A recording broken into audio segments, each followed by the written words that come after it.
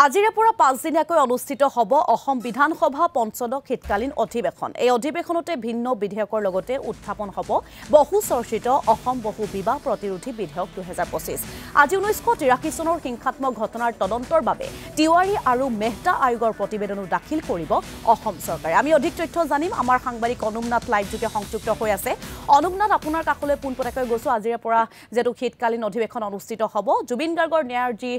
তদন্তৰ যিটো বিষয় বা ন্যায়ৰ দাবী, সেই বিষয়টো আজি বিৰোধীয়ে উত্থাপন কৰিব আৰু লগতে জনজাতিকৰণৰ এই যিটো বিষয়, সেই বিষয়টো উত্থাপন কৰিব আৰু লগতে কেইবাটাও বিষয়ে আজি উত্থাপন হোৱাৰ সম্ভাৱনা আছে। আমি অধিক তথ্য জানিম। নিশ্চয়কৈ ঋতুমণি, প্ৰথমে উল্লেখ কৰিব বিচাৰিছো যে এয়া হৈছে শৰ্মা চৰকাৰ অৰ্থাৎ ডক্টৰ হিমন্ত বিশ্ব শৰ্মাৰ চৰকাৰৰ অন্তিমখন যি বিধানসভা অধিৱেশন আৰু সমান্তৰালকৈ পঞ্চদশ অসম বিধানসভা অধিৱেশনৰ আজিৰ পৰা আৰম্ভ হ'ব 5 দিনীয়া কাৰ্যসূচীৰে শীতকালীন অধিৱেশন। গতিকে এই শীতকালীন অধিৱেশন অৰ্থাৎ 2026ৰ পূৰ্বে অন্তিমখন যি অসম বিধানসভাৰ অধিৱেশন, এই অধিৱেশনখনক লৈ যথেষ্ট আচলতে চৰ্চা হ'বলগীয়া বিষয় বহুকেইটা আছে। বিশেষকৈ বিভিন্ন জনগোষ্ঠীয় বা আচলতে বিভিন্ন জনগোষ্ঠীয় যিসকল জনগোষ্ঠী আছে ৰাজ্যৰ, সেই ৰাজ্যৰ জনগোষ্ঠীয়ে 6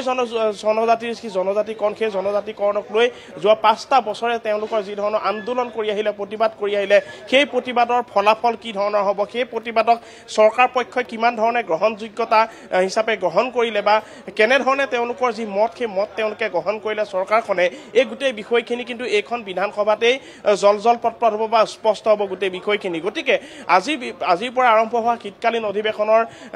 যি প্ৰথমটো দিন, আজিৰ দিনটো পাই আচলতে গোটেই বিষয়খিনিক লৈ ৰাজ্যবাসীৰ আচলতে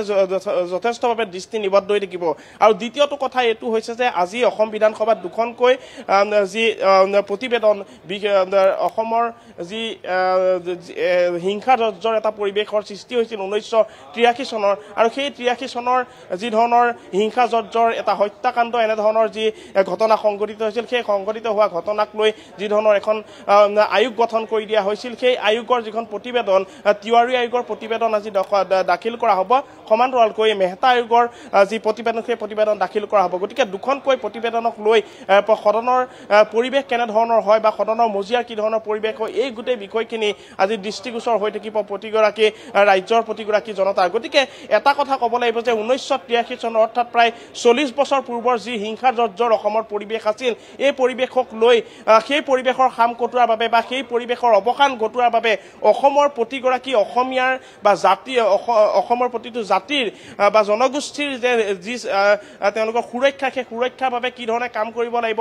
এই গোটেইখিনি বিষয়ক লৈ এখন আয়োগ গঠন কৰি দিয়া হৈছিল। সুৰক্ষাৰ বাবে, অসমৰ সুৰক্ষা কৱচৰ বাবে এখন আয়োগ গঠন কৰি দিয়া হৈছিল আৰু এই আয়োগখন হৈছিল তিৱাৰী আয়োগ। গতিকে 1983 চনত গঠন কৰিলে এখন তিৱাৰী আয়োগৰ যি প্ৰতিবেদন, সেই প্ৰতিবেদন সেই সময়তেই ছমাহৰ যি ভিতৰত যিহেতু অসম বিধানসভাত দাখিল কৰিব লাগিছিল, সেই সময়ত দাখিল কৰিছিল। কিন্তু সেই দাখিল কৰাৰ পাছত গোটেই বিষয়টো কি ধৰণৰ হৈ থাকিল, কিন্তু আজিও অসমবাসীয়ে স্পষ্টকৈ গম নাপালে যে প্ৰতিবেদনত কি ধৰণৰ বিষয়খিনি উল্লেখ কৰা হৈছিল। অসমৰ 1983 চনৰ যি ধৰণৰ পৰিৱেশ, সেই পৰিৱেশৰ যি উৎস আছিল বা পৰিৱেশৰ মূল কাৰণসমূহ কি আছিল, সেই যি হিংসাজৰ্জৰ পৰিৱেশ, সেই পৰিৱেশ অৱসান ঘটোৱাৰ বাবে কি ধৰণৰ কামখিনি অসম চৰকাৰে কৰিব লাগিছিল, এই গোটেই বিষয়খিনি কিন্তু প্ৰতিবেদনত আছিল। কিন্তু প্ৰতিবেদনৰ কামখিনি কিদৰে অসম চৰকাৰখনে কৰি গৈছিল, সেই বিষয়খিনিক লৈ কিন্তু বৰ্তমানো অসমবাসীৰ মাজত বা বৌদ্ধিক মহলত কিন্তু যথেষ্ট চৰ্চিত বিষয়। আৰু এই মুহূৰ্তত ক'ব এইটো বিচাৰোঁ যে আজি যিহেতু এই দুখনকৈ প্ৰতিবেদন দাখিল কৰা হ'ব অসম বিধানসভাত, গতিকে প্ৰতিবেদন দুখনক লৈ ইতিমধ্যে বিৰোধী পক্ষই উল্লেখ কৰি আহিছে যে প্ৰায় 40 বছৰীয়া পুৰণি কি হয় সেই যিখন প্ৰতিবেদন, সেই প্ৰতিবেদনখন কিয় অসম বিধানসভাত এইবাৰ দাখিল কৰা হ'ব বা এই প্ৰতিবেদনক লৈ কিহৰ বাবে আলোচনাৰ বিষয় এটা হৈ পৰিছে, এই বিষয়টোক লৈ কিন্তু বিৰোধী পক্ষই কিন্তু তেওঁলোকে বিৰুদ্ধাচৰণ কৰিছিল। আৰু এই কাৰণে কৰিছিল যে এই যিখন প্ৰতিবেদন, একাংশই বা বৌদ্ধিক মহলৰ একাংশই এই ধৰণে কথাটোখিনি ক'ব বিচাৰিছে যে 1983 চনত সংঘটিত হোৱা হিংসাজৰ্জৰ পৰিৱেশৰ ঘটনাখিনি পুনৰ কি ধৰণৰ আচলতে দৃষ্টিভংগীৰে ৰাজনৈতিক অভিসন্ধিৰ বাবে পুনৰ এইখন যি আয়োগৰ প্ৰতিবেদন আছিল, সেই প্ৰতিবেদনখন পুনৰ অধিৱেশনত বা বিধানসভাৰ যি মজিয়া আছে সেই মজিয়াত প্ৰতিবেদন দাখিল কৰা হ'ব নেকি সেই প্ৰতিবেদনক লৈ আলোচনা কৰা হ'ব নেকি এনেধৰণৰ কথাখিনি উল্লেখ কৰা হৈছে আৰু আন একাংশই এইটো কথা ক'ব বিচাৰিছে যে এই প্ৰতিবেদনখন যদি পুনৰ ইয়াতে আলোচনাৰ বিষয় হিচাপে হয় তেন্তে সেই যিখন প্ৰতিবেদনত যিখিনি কথা উল্লেখ আছিল আৰু সেই প্ৰতিবেদনখন কাৰ্যকৰীকৰণৰ যদি কথা উল্লেখ কৰিব বিচাৰো সেই কাৰ্যকৰীকৰণৰ ক্ষেত্ৰত কিন্তু দুটাকৈ বিষয়ৰ কথা উল্লেখ কৰা হৈছে প্ৰথমটো হৈছে যে কা আইন বাতিল কৰা আৰু দ্বিতীয়টো হৈছে যে 6 নং যি দফা আছে অসম চুক্তিৰ 6 নং দফা আখৰে আখৰে ৰূপায়ণ কৰা এই দুটা বিষয়ক আচলতে গুৰুত্ব কি ধৰণে অসম চৰকাৰে দিছে বা কাৰ বিৰুদ্ধে যিটো আন্দোলন অসমত গঢ়ি তুলিছিল সেই কা আন্দোলনক অসম চৰকাৰখনে কিদৰে মান্যতা দিলে এই গোটেই বিষয়খিনি কিন্তু চৰ্চাৰ একোটা বিষয় বা আলোচনাৰ একোটা বিষয় গতিকে এই যি মূল দুটা বিষয় আছিল অসমৰ প্ৰতিটো জাতি জনগোষ্ঠী বা অসমবাসীৰ যি প্ৰতিটো জনগোষ্ঠীৰ যি সুৰক্ষাৰ স্বাৰ্থৰ বাবে কি ধৰণৰ কাম কৰিলে কা আইনখন বিৰোধ কৰাৰ বিপৰীতে অসম চৰকাৰখনে কা আইনখন বলবৎ কৰিলে গতিকে এনেধৰণৰ যিখিনি কথা আছে এই কথাখিনিক লৈ চৰকাৰে প্ৰশ্ন উত্থাপন কৰিছে অসম চৰকাৰখনক আৰু সমান্তৰালকৈ এই যিখন বিধেয়কক লৈ বা এই যিখন যি প্ৰতিবেদন আছে প্ৰতিবেদনক লৈ আজি যিহেতু আলোচনা হ'ব সমান্তৰালকৈ নতুনকৈ 4খনকৈ আজি ইয়াতে বিধেয়ক উত্থাপন কৰা হ'ব গতিকে এই যিখন 4খনকৈ নতুন যি বিধেয়ক আহিব এই বিধেয়কৰ ভিতৰত এখন যথেষ্ট গুৰুত্বপূৰ্ণ হৈছে যে ভূমিপট্টাৰ প্ৰদানৰ যিখন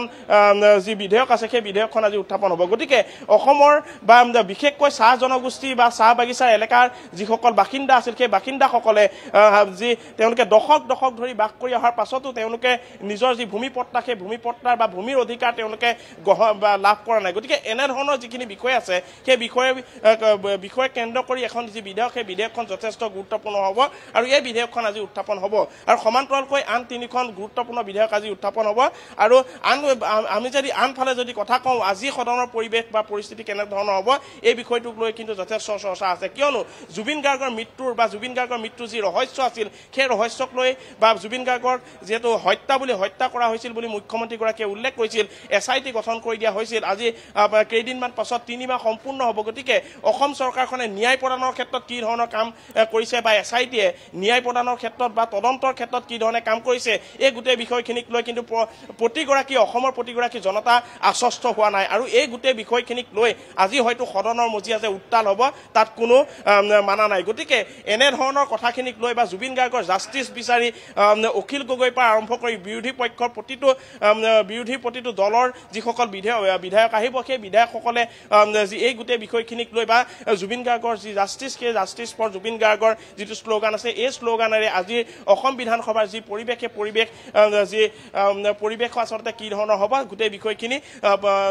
সকলো বা প্ৰতিগৰাকী ৰাজ্যৰ বাবে দৃষ্টিগোচৰ হৈ থাকিব ঋতুমণি হয় নিশ্চয়কৈ অনুপ আমি পৰৱৰ্তী সময়ত আপোনাৰ কাষলৈ যাম আমি আপোনাৰ পৰা আপডেটসমূহ লৈ যোৱাৰ চেষ্টা কৰিম যিহেতু আজি কেইবাখনো বিধেয়ক